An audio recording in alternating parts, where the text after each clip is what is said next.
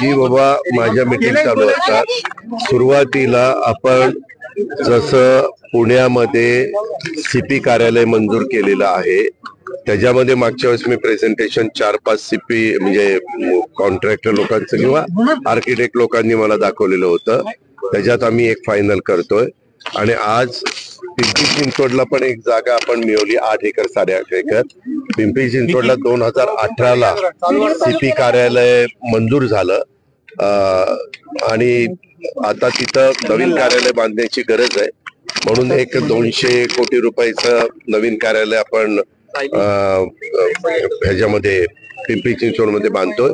ते 4 वेगवेगळ्या प्रकारचे plan option 1, option 2, option 3, option 4 असे मी आज बघितले. त्याच्यात एकाने थोडस प्रेझेंटेशनच्या बाबतीमध्ये त्याचे काही त्रुटी राहिलेल्या होत्या, त्याला 8 दिवसाची मुदत दिली.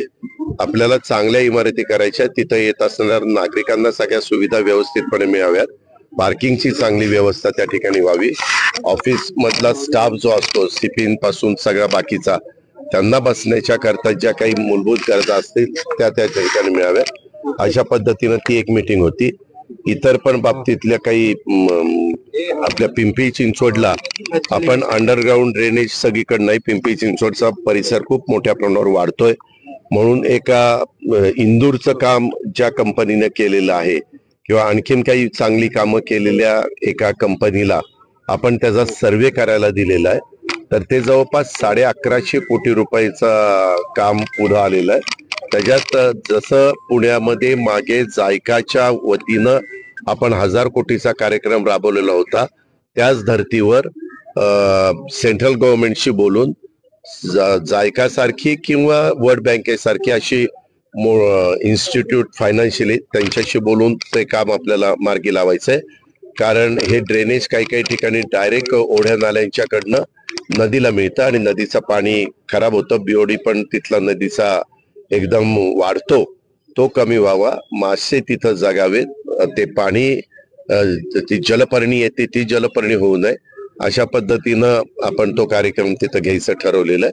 त्याचं एक प्रेझेंटेशन शेखर सिंगांनी दिलं आणि काही राजेंद्र भोसले शहराचे आयुक्त पुणे पीएमसीचे ते आजारी होते, परंतु त्यांचे उपायुक्तांनी सहआयुक्तांनी येऊन त्यांचे काही प्रश्न होते. विशेषतः तुम्ही बघताय पुणे प्रचंड मोठ्या प्रमाणावर वाढलंय आणि नव्या गाड्या आता मार्केटमध्ये आल्यात. जर ड्रेन चोकअप झाली तर ते सक करतं आणि चोकअप झालेली पाईपलाईन सगळी क्लिअर करून देतं. तर त्याच्याबद्दल पण एक चर्चा करायची होती, ती पण चर्चा आम्ही केलेली आहे. असे वेगवेगळ्या प्रकारचं प्रेझेंटेशन सकाळपासून बघितलं. नंतर आज डीपीसी आहे, डीपीसीच्या बद्दल पण कलेक्टर आणि डीपीओ आणि मुख्य कार्यकारी अधिकारी या तिघांशी चर्चा करून साधारण काय आपले विषय त्या ठिकाणी असू शकतात काय नाही, तो ब्रीफिंग माझी घ्यायची पद्धत आहे. कुठली मीटिंग असेल तर आधी ब्रीफिंग घ्यायचं, त्याच्याबद्दलचं ब्रीफिंग मी त्या ठिकाणी घेतलं. इथं आमचा अब्दुल शेख एक कार्यकर्ता आहे, त्यांनी एक ॲम्ब्युलन्स वगैरे लोकांच्या आरोग्याच्या दृष्टिकोनातनं एक चांगली सुरुवात केलेली आहे, त्याचं एक उद्घाटन होतं. असे कार्यक्रम आता मी चाललोय अप्पा रेणुसेंच्या कार्यक्रमाला. तिथं गुरुजनांचा कार्यक्रम दरवर्षीच ते घेतात, तर तो कार्यक्रम मी करणार आहे. काय म्हणजे भेट घेतली म्हणून काय झालं? काल नाही असू दे ना. आज आम्ही पण अनेक आमदार माझी पण भेट घेतात. तुम्ही काय करता पत्रकार मित्रांनो, तुम्हाला बातम्या नसतात, त्याच्यावर ह्यांनी भेट घेतली त्याने भेट घेतली, त्याच्याबद्दल तुम्ही बेनकेंना विचारा ना की आपण का भेट घेतली. एक मिनिट, मला त्याच्याबद्दल काही बोलायचं नाही. अशा भेट घेतली काय बिघडलं? अजित होऊ दे ना, पण त्याच्यामध्ये तुम्हाला काय वाईट वाटतं? मी मागे ह्याच्याबद्दलच स्टेटमेंट केलेलं ना, निवडणुका जवळ आल्यानंतर काहींना उभं राहायचं असतं, काही जागा ही आता अमक्या पक्षाला सुटणार नाही, मग आपण इथं थांबायच्या ऐवजी दुसऱ्या पक्षात जावं. कारण आज भाजप शिवसेना राष्ट्रवादीची युती आहे, समोर काँग्रेस शरद पवार राष्ट्रवादी आणि उभाटा शिवसेना अशी युती आहे.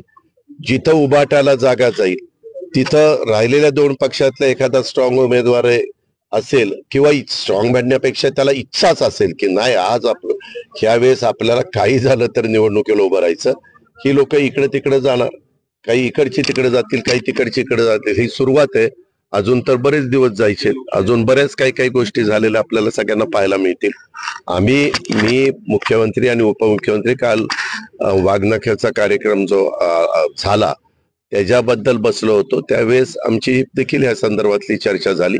काही आमच्याकडे पण येऊ पाहताय, त्यांना असं वाटतं की बाबा आम्हाला आमदार व्हायचे पण ही जागा आम्ही ज्या पक्षात आता काम करतोय तिथं सुटत नाही. अशा प्रकारे इकडं तिकडं नेहमीच, आज नाही, तुम्हाला 2019चा काळ आठवत असेल, 2019ला पण मोठ्या प्रमाणावर काँग्रेसचे आणि राष्ट्रवादी काँग्रेसचे आमदार किंवा माजी मंत्री हे समोर भाजपमध्ये गेलेले होते. त्याच्यात आज 40 आमदार तरी तुम्हाला तिथं दिसतील जे पूर्वाश्रमीचे, असे इकडं तिकडे जातात. आता मागच्या वेळेस तुम्ही बघितलं निलेश लंके हा वेगळ्या पक्षामध्ये होता, परंतु तिथं आम्हाला उमेदवार पाहिजे होता, मी निलेशला राष्ट्रवादीत घेतलं. तेच गोष्ट सुनील शेळके यांच्या बाबतीत केली. अशा घटना घडत असतात आणि मी 2-3 वेळेला त्याला सांगितलं की बाबा ही जागा अमक्यालाच मिळेल असं नाही, अजून चर्चा चालू आहे. काही ठिकाणी एखादी सिटिंग जागा मी सोडली तर मला पण समोरची बाजू एखादी सिटिंग जागा सोडू शकते. पण तो म्हणला नाही दादा ते असं आहे, दादा तसं आहे, मला उभंच राहायचं. वास्तविक त्याला मी मागच्या वेळेस उभा करत होतो त्यावेळेस तो परदेशात निघून गेलेला होता. मग आम्हाला विलास लांडेंना उभं करावं लागलं, पण विलासराव म्हणले की दादा मी पक्षाचं चिन्ह घेत नाही, मी अपक्ष उभा राहतो. तो अपक्ष उभा राहिला. आणि ह्या घटना आता तुम्हाला भरपूर बातम्या मिळतील, परंतु त्या बातम्या तुमच्या बरोबरच ठेवा. मला माझ्या संदर्भातले प्रश्न विचारा, त्याची उत्तर द्यायला मी बांधील. ते विलासला विचारा. दादा भारतीय जनता पक्षाच्या वेगवेगळ्या कुठल्या मिटिंगा होत आहेत, काय त्यांचे RSS चे लोक बोलतायत, अजित दादांना सोबत घेतलं म्हणून नुकसान होत. हे जवळजवळ गेले 1.5 महिना भाजपचे वरिष्ठ नेते त्याबद्दलचा विचार करतील. दादा तुमच्या पिंक जॅकेटची सध्या चर्चा आहे, सगळे कार्यक्रमांमध्ये सुद्धा पिंक कलर, तुला काही त्रास होतोय? काय बदल? गुलाबी मला व्यक्ती स्वातंत्र्य. तू जसा आज हिरवा शर्ट घालून आला, मी विचारलं का तू हिरवा का घातला? यांनी वेगवेगळे शर्ट घातलेले, मला काय घालायचं तो माझा अधिकार नाही का? मी माझ्या पैशाने घालतो ना, तुमच्या कुणाच्या पैशाने घालत नाही ना. आणि जे साधारण कॉमन मॅन घालतो तशाच पद्धतीने घालतो, असं काहीतरी नाही. मी तसलं तू मला किती वर्ष ओळखतो? 20 वर्ष. हा, मग 20 वर्षात तू बघितलं का? त्याच्या संदर्भात मला जे माझ्या सद्विवेक बुद्धीला जे योग्य वाटतं ते मी करत असतो. विधानसभेला गुलाबी स्वप्न दाखवण्यापेक्षा जे काही हे कोण म्हणालो? मग त्याला विचारा ना, त्यांनी बोललेलं मला काय, मी त्याच्या प्रत्येक प्रश्नाला उत्तर त्याला बांधलेलं आहे. विधानसभेला तुम्ही तिसरी आघाडी करणार, भाजपमधून बाहेर पडणार, अशा बातम्या मी पण तुमच्यासारख्या ऐकलेल्या आहेत. माझी पण करमणूक होती. अशात काय होतं, तुमचं इतके चॅनल आहेत, त्यांना वेगवेगळ्या बातम्या द्याव्या लागतात. अशा प्रकारच्या बातम्या माझ्याही कानावर आल्यात. आमची पण करमणूक होते, आम्ही ऐकतो. या कानाचं ऐकतो, त्या कानाचं सोडून देतो. 9 वर्ष तुम्ही अर्थमंत्री आहात असं शरद पवार साहेब म्हणलेत, आणि 9 वर्षात कधी तुम्हाला लाडकी बहीण भाऊ आठवला नाही. आता इलेक्शनच्या तोंडावरच आठवतंय. आणि मी सातत्याने सांगतोय, जुनाबी जुमला म्हणून हे लोक तशा पद्धतीचा आरोप करणार. पाठीमागे देखील एक वेगवेगळ्या प्रकारचा अर्थसंकल्प सादर करत असताना तुम्हाला माहिती आहे की मागं कर्जमाफी देखील आम्ही दिलेली होती. ती चालली की नाही? ज्या वेळेस त्या वेळेसची परिस्थिती बघून आम्हाला असं वाटलं की आपल्या देशामध्ये काही राज्यांच्या मध्ये काही चांगल्या योजना राबवल्या जातात आणि त्या तिथल्या महिलांना अधिक उपयुक्त ठरतात, म्हणून ती योजना आम्ही लाडकी बहीण योजना आणली.